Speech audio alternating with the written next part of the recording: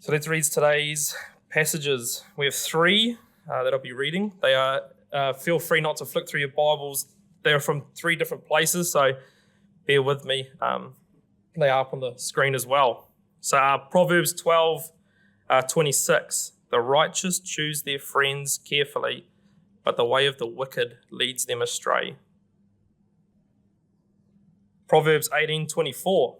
One who has unreliable friends soon comes to ruin, but there is a friend who sticks closer than a brother. And then Proverbs 27:9. Perfume and incense bring joy to the heart, and the pleasantness of a friend springs from their heartfelt advice. Thank you.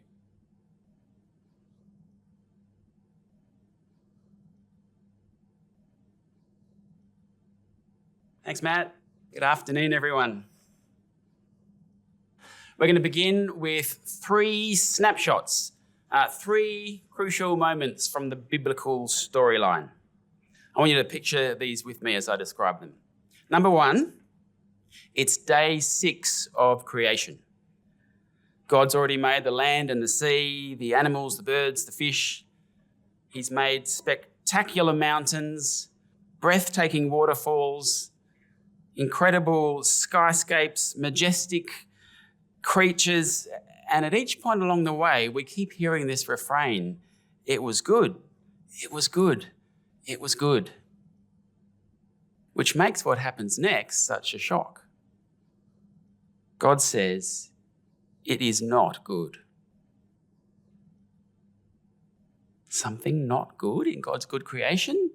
Maybe you think, well, we must be talking about sin, right? This is where sin comes into the world. No, this is before sin. There's something not good in God's good creation before sin. What is it? It's when God looks at Adam and says, it is not good for the man to be alone. That's moment number one. Moment number two. Now we're in the court of King Solomon. Solomon is surrounded by courtiers who are they're hanging off his every word. Some scribes are even writing down what he says as he says it. And with good reason, because when King Solomon became king, he had asked God for wisdom and God had granted that wish. To the point where, we're told in 1 Kings 4, Solomon spoke 3,000 proverbs. See, the words that this man speaks, they're wisdom from God. So in this second of the three moments, the king speaks, and it's another proverb, and this is what he says. Whoever isolates himself seeks his own desire. He breaks out against all sound judgment. Moment number 3. It's the night before Jesus' death.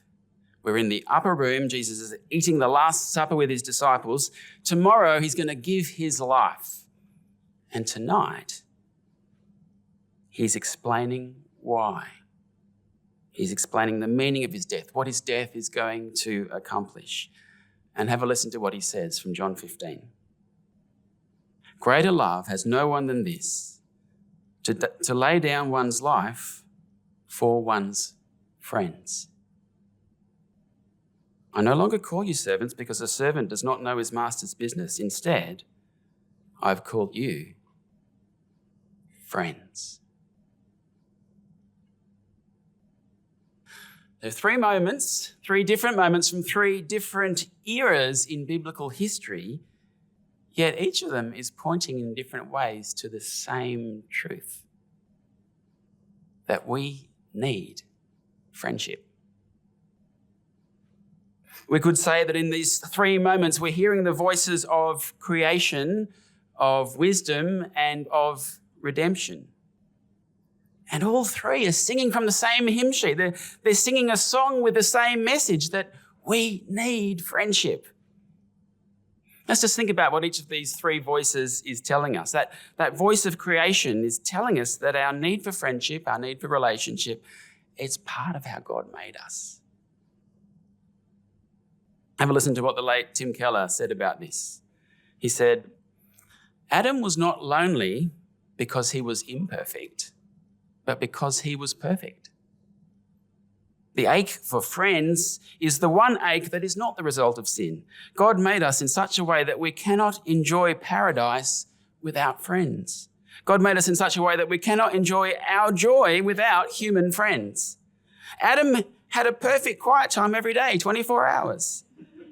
He never had a dry one, and yet he needed friends.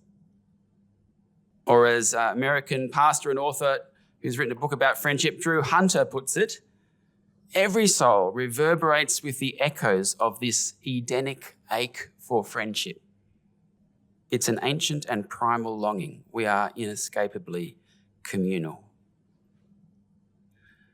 So that's what we're hearing from the voice of creation, from that moment of creation. And then alongside that comes the voice of wisdom, which says if we pursue isolation, if we ignore our need for friendship, we are fools. We're living like fools. We're breaking out against all sound judgment. We're acting out of step with the way the world works, with God's wise design for us. And then alongside those voices of creation and wisdom comes the voice of redemption. And this one's incredible, isn't it? When Jesus explains what was going on in that history-changing moment when he went to the cross to die, when he explains what drove him there, when he explains what kind of relationship his death now enables, to answer those questions, Jesus goes to friendship, doesn't he? He casts his relationship with his followers, with us, in terms of friendship. So to bring all that together, if we want to live according to God's creational design, if we want to live wisely, if we want to grasp and apply what lies at the very heart of the gospel itself, we need friendship. We need to understand friendship. We need to apply friendship. And yet, many of us maybe don't value it the way we might. There's an Australian palliative care nurse called Bonnie Ward who asked her dying patients in the final weeks of their life what they'd do differently if they could go back. And she wrote about it in a book called The Top 5 Regrets of the Dying. One of the answers that she kept hearing from people was, "I wish I'd stayed in touch with my friends." She wrote, often they would not truly realise the full benefits of old friends until their dying weeks, and it was not always possible to track them down. Many had become so caught up in their own lives that they had let golden friendships slip by over the years. There were many deep regrets about not giving friendships the time and effort they deserved. So we've got these voices of creation, of wisdom, of salvation telling us that we need friendships, and yet many in our society reach the end of their life and realise that they didn't value friendship like they wished that they had. And not only that, but as a society, apparently, we're getting worse at this thing called friendship. Studies in Australia show over the last 10 years, there's been a growing increase in loneliness. If you take the 15 to 25-year-old age bracket, some of us still fall within that, almost 50% now are saying that they're lonely, which is up from around 20% at the turn of the century, 25 years ago. It's a global trend, apparently. In the UK, they've now appointed a minister for loneliness to address this growing problem. In Japan, there's rent-a-friend companies, which is a booming industry. It seems that around the world, friendship is on the decline. Why is this? Is it the growing busyness of life? Is it our increased mobility? Is it the technological revolution? Has doom scrolling alone on the couch replaced social get-togethers of an evening that might have happened in eras gone past? Well, if it is indeed the case that many of us today have got less friends and that we're getting more and more lonely and unhappy, if we're going to bring a wisdom lens to that trend to describe that situation, what's going on in wisdom terms is we're living like fools and we're experiencing the consequences.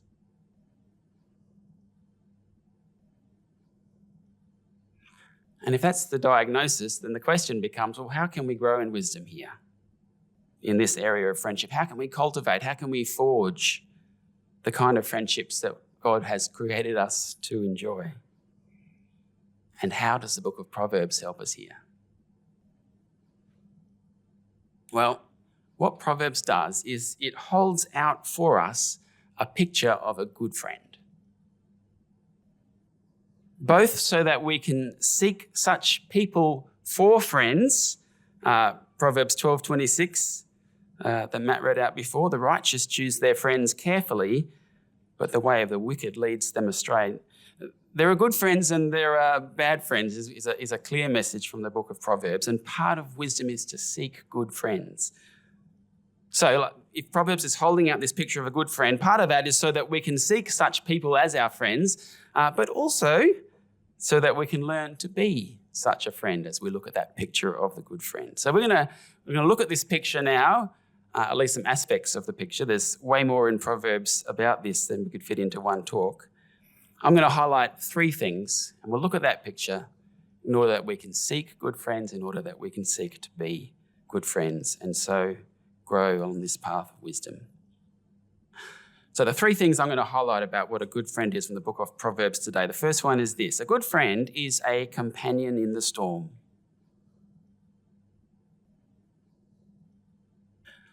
Proverbs 17:17 says, "A friend loves at all times, and a brother is born for a time of adversity." See, when you're fun to be around, when you're easy to be around, there's a good chance lots of people will want to be your friends. What about when you get sick? What about when you lose your job? What about when your parents die? What about when you're suffering from depression? When you go from easy and fun to hard work as a friend. See, that's when fair weather friends will move on and find someone else. And that's when good friends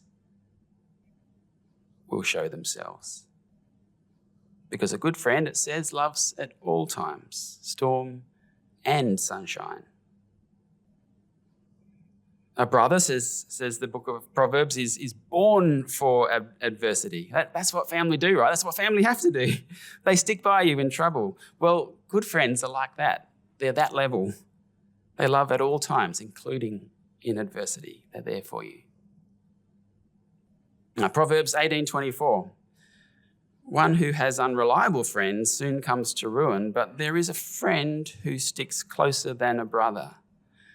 See, this is the thing that keeps coming up again and again in Proverbs. There are friends and then there are friends. Unreliable friends, fair weather friends who leave when the chips are down, and then these friends who stick closer than a brother, even closer than family. And if we're wise, we'll be aware of this. If we're wise, we'll be aware of this as we seek the kinds of friends that we'll have as friends, and also, if we're wise, we'll seek to become that kind of friend, that companion in the storm. So the issue, what we're talking about here really is the issue of motive, isn't it? What is it that is motivating someone in that friendship? And the book of Proverbs has a lot to say about motive. It has lots of warnings. It has lots of realism. Have a look at the realism in these next ones, Proverbs 19:4 and 6. Wealth attracts many friends, but even the closest friend of the poor person deserts them. Many curry favour with the ruler, and everyone is the friend of one who gives gifts. There's some realism for you. It's this reality that the book of Proverbs wants us to be aware of. Wealth does attract friends. If you're putting on fancy parties, if you're handing out expensive gifts, people are going to be flocking to you. Are they real friends, though? Will they stay if your wealth goes? A real friend, says the book of Proverbs, is an all-weather friend, a companion in the storm, one who sticks by you, including when the rain starts to fall. The fair weather friend, according to the book of Proverbs, ultimately is no friend at all. The fair weather friend is ultimately a fool themselves, because by chasing those perceived benefits of friendship like money and gifts, they're actually missing out on what really makes friendship special. That relationship that God created us to need. So if we're going to be wise in the area of friendship, we're going to be sensitive to this issue of motive as we search for good friends, as we strive to be a good friend. Because a good friend is a companion in the storm. That's the first thing. Let's move on to the second one now. A good friend is a messenger of hope.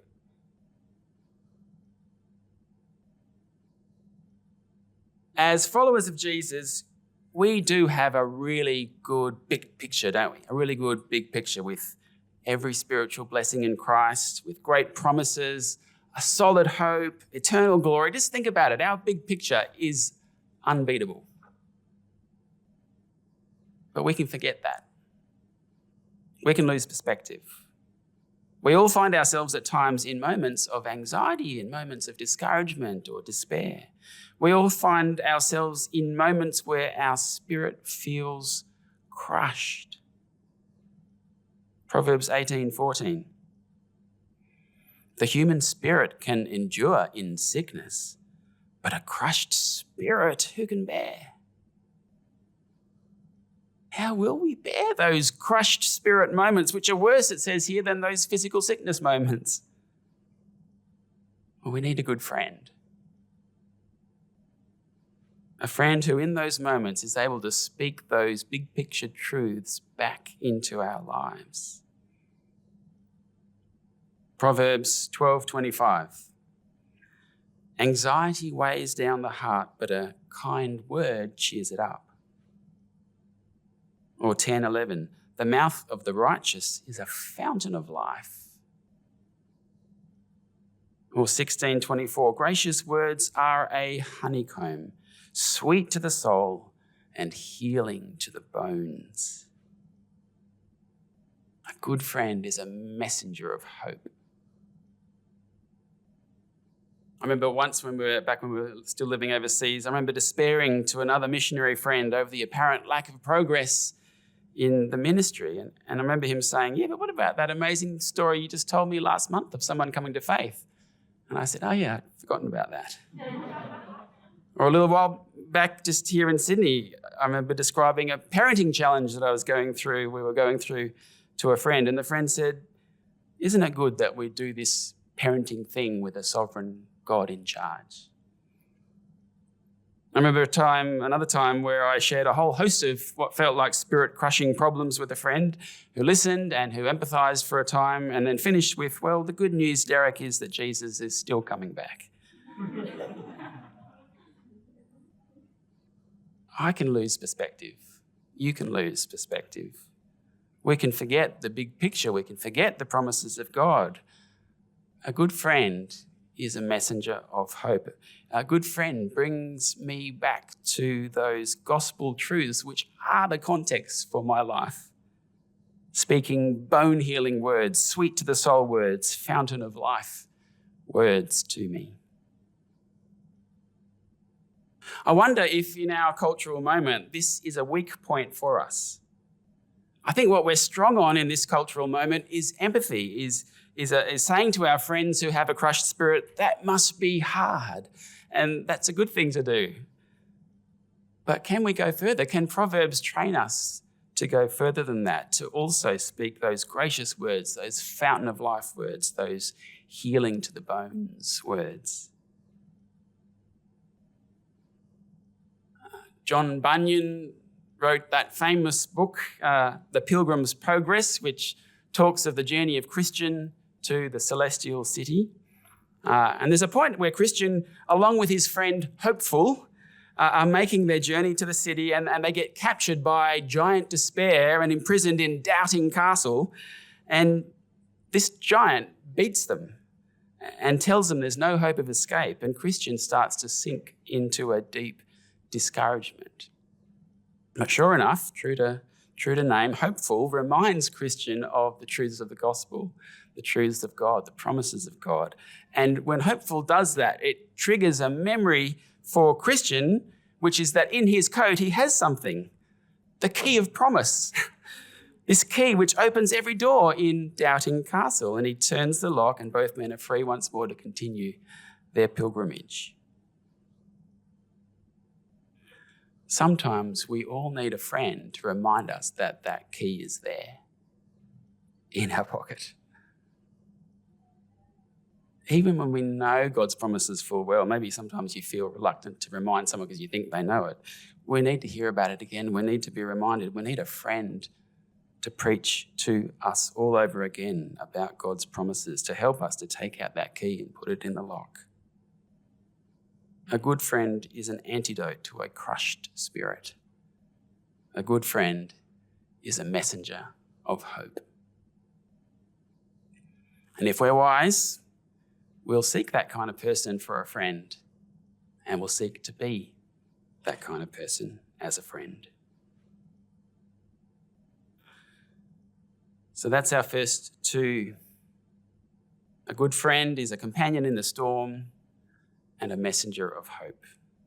Let's do the third one now. A good friend is also a source of precious counsel. Proverbs 27:9.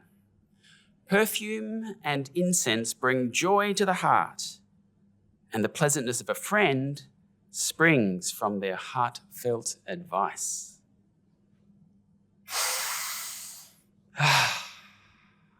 Can you picture it? Can you smell it? That sweetness of perfume or incense that just makes you happy inside.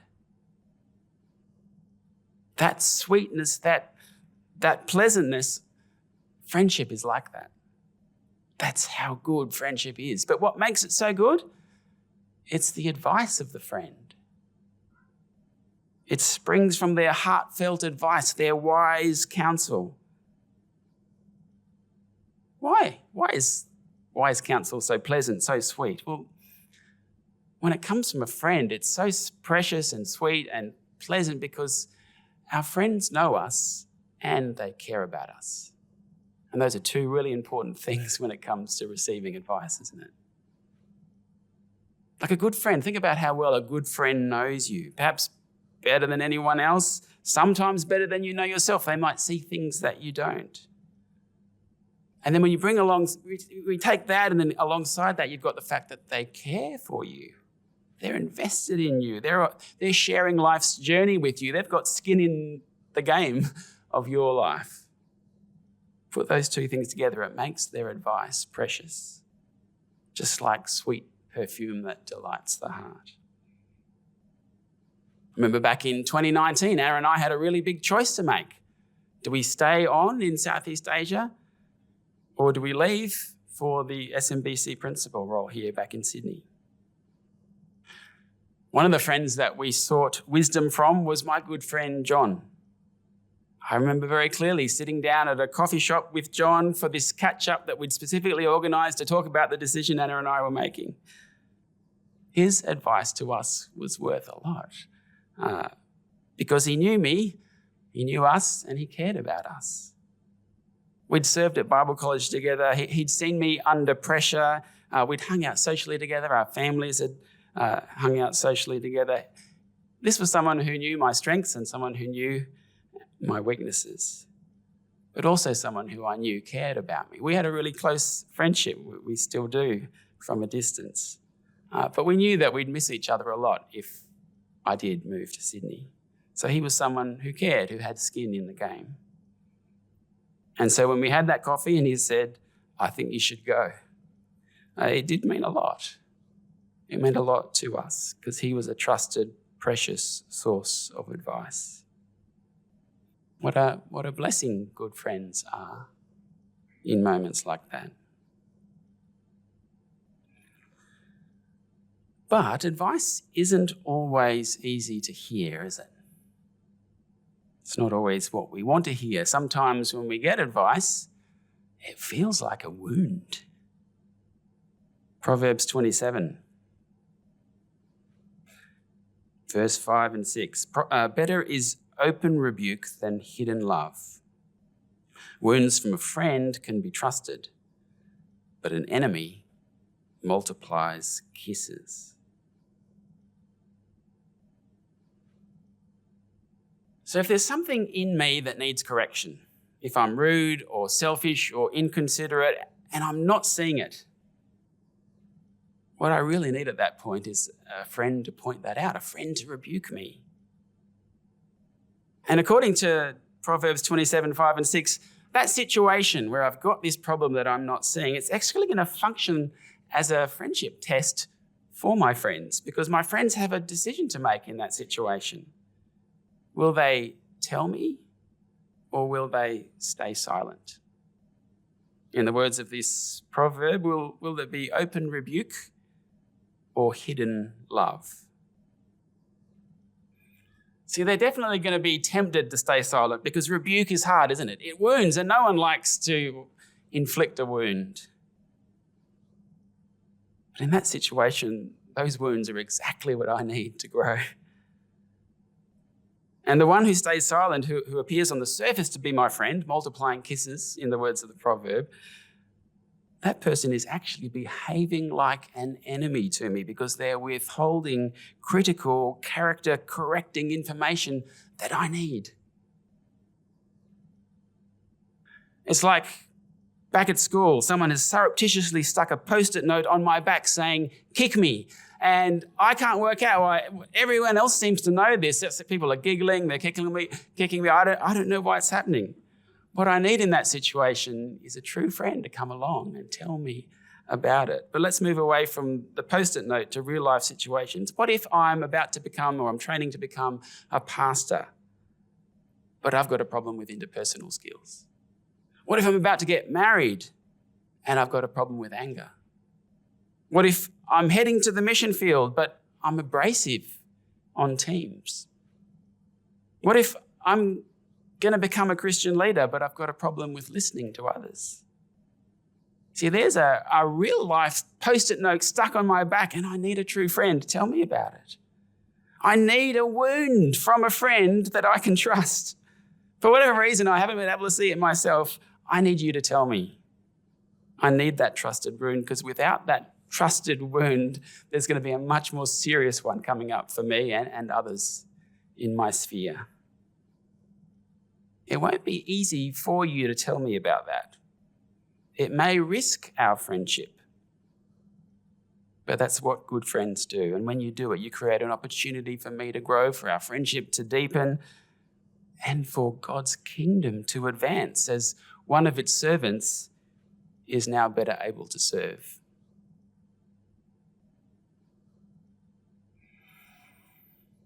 I remember once when a friend did this to me. This is way back when I was at uni. I was talking with this Christian friend and telling him a story about someone that we both knew. And at first the story started as just a funny story, but increasingly it became unkind to that person I was talking about. My friend stopped me mid-sentence and said, Derek, can we stop having this conversation now? It's starting to sound like gossip." Whoa. Did I feel wounded? I felt terrible. In that moment, I felt shame, I felt embarrassment, and then I felt defensive, and I felt the urge to justify myself and defend myself, and I started to feel angry at him, and all of these feelings are going on. But I can tell you, over time, it did do something in me, that rebuke. It did something in me. It started this process of reflection and introspection and eventually repentance and commitment to change and commitment to not be a gossip. It was a 10-second unplanned moment from my friend, but it had a profound character-forming impact on me. He was a good friend to me by taking that risk, causing me pain. I could have walked away from him. And that risk often stops us, doesn't it, from rebuking our friends? He took that risk, and that's what good friends do. And if we're wise, we'll seek friends like that. And if we're wise, we'll seek to be friends like that. So there we have it. A good friend is a companion in the storm, a messenger of hope, and a source of precious counsel. Proverbs has a lot more to say about friendship, but that's enough for today. And enough, I suspect, that you might be having the same feelings right now as I had as I prepared this talk. Feelings of inadequacy. if that's what a good friend is, I'm not sure I am one. Is that you right now? Or maybe your reaction is different. Maybe it's, well, if that's what a good friend is, I'm not sure I have many or any. See, this picture of what a good friend is, what strikes me is that it takes courage and risk to pursue it, to stick by each other when the chips are down, to give and receive advice, to rebuke and be rebuked.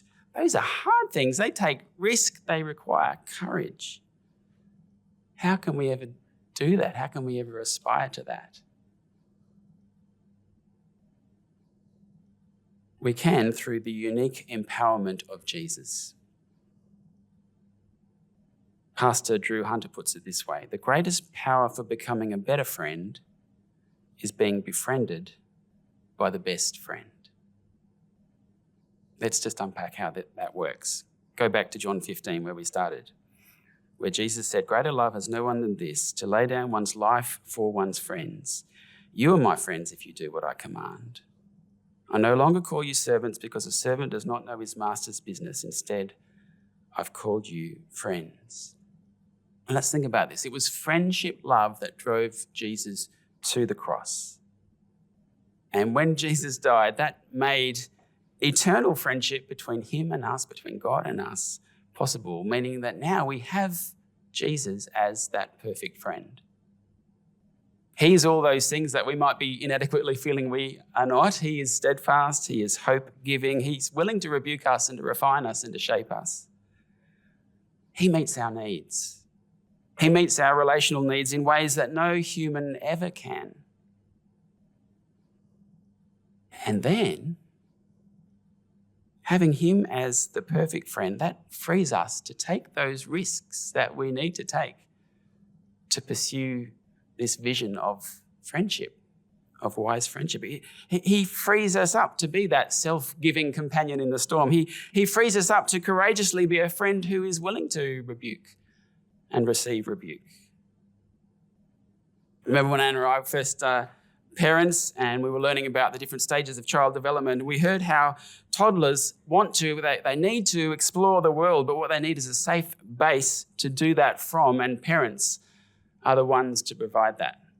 So you're out at a park, the toddler wants to go and explore. What's this thing that we know is a tree? What is this thing? It's good for them to do that, to go and explore what a tree is, but they'll do that best, say the experts, when they have this safe base to return to. Parents who are reliably, predictably loving and strong and stable and there for them when they return. That's what frees the toddler to have the courage to do the healthy, risk-taking exploring they need to do. Jesus frees us to do the healthy risk-taking we need to form wise friendships, good friendships. He frees us to do those hard things that make the friendships really good, that make friendships what the Creator created them to be.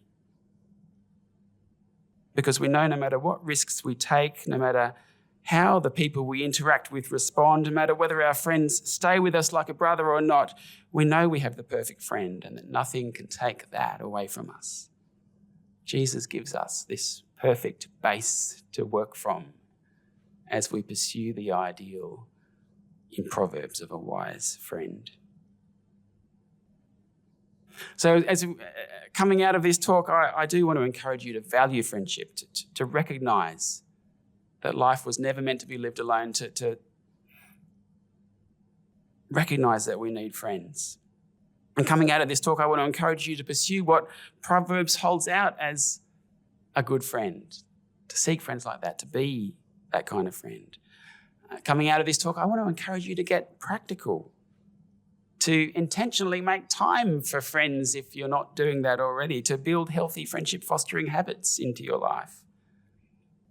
I want to encourage you in all of that, but more than anything else, as you go about that, I want you to remember what we've seen about Jesus, that you do it as one who already has the perfect friend. The greatest power for becoming a better friend is being befriended by the best friend.